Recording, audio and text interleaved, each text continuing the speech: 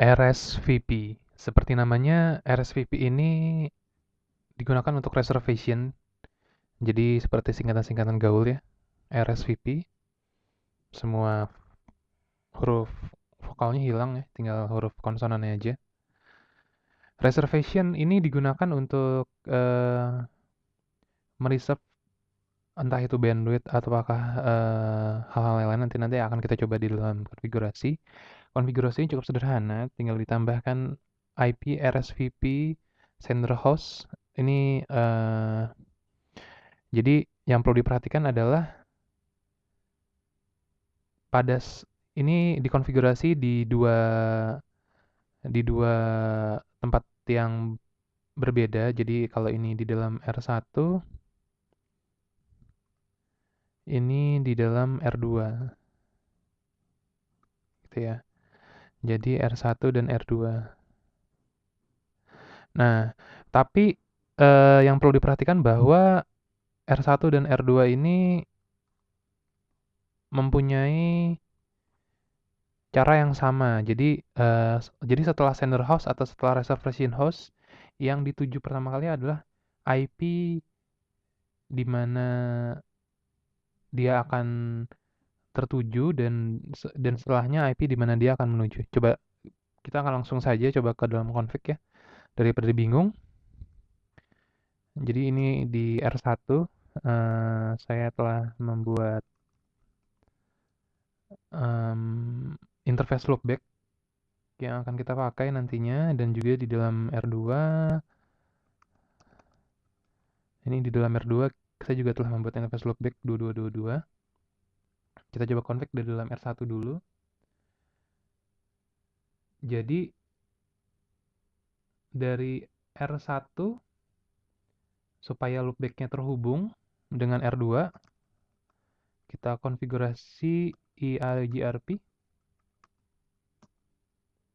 Jadi bagaimana konfigurasi EIGRP? Kita pasang saja semuanya. Jadi lalu di R2 kita pasang juga EIGRP.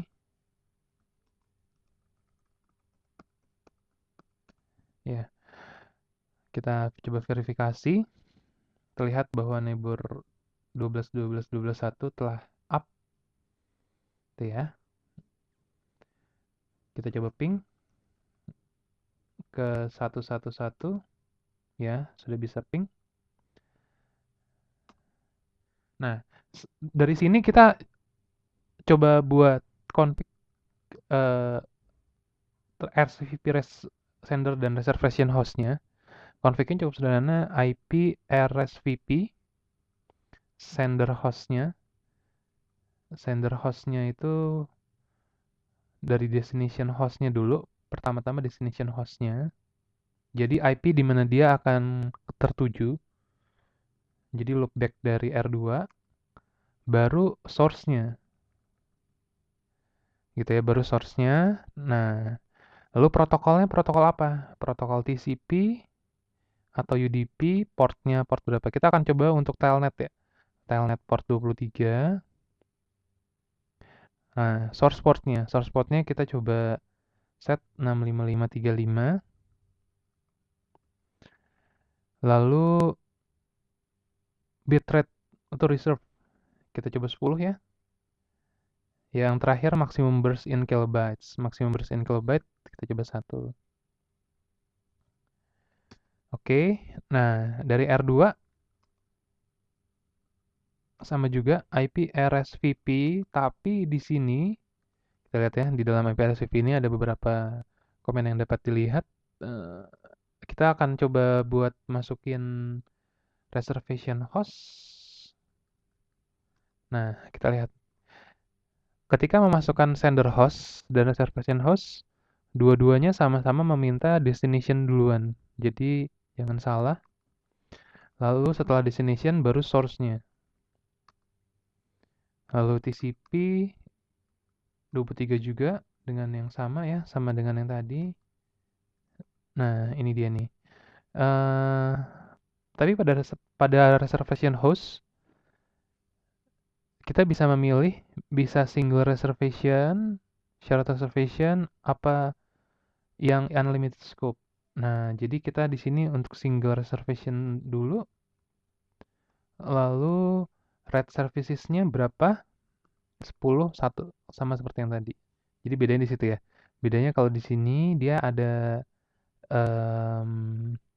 pilihan single reservation, shared reservation, apa shared reservation unlimited scope. Ya. Untuk memverifikasinya, kita bisa dari R1 do show IP RSVP. Ya.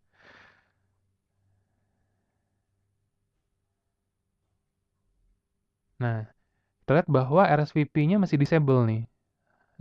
Jadi ada satu config yang kurang. Config apa?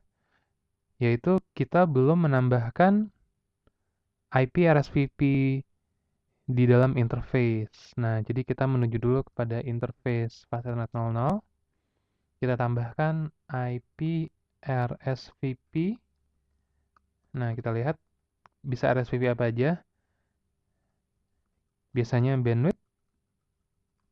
bandwidth-nya berapa kilobytes? Berapa kilobit? Jadi ini harus hati-hati ya. Berapa kilobit bukan kilobytes. Berapa kilobits? Jadinya 64.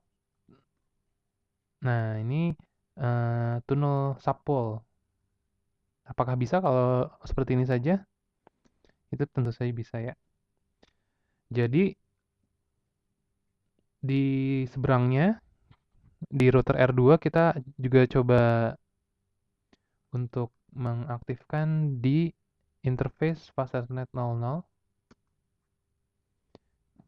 IP RSVP bandwidth 64. Kita coba cek lagi. Do show IP RSVP. Nah, sekarang terlihat bahwa RSVP sudah enable di satu interface gitu ya. Tapi tadi kita tidak tidak membatasi rate-nya. Jadi kita tadi tulis unlimited ya. Nah, ini dan keterangan-keterangan lainnya kita lihat lagi do show IP RSVP. Begitu juga ya DR1 sudah di enable. Baik, begitulah. Terima kasih. Semoga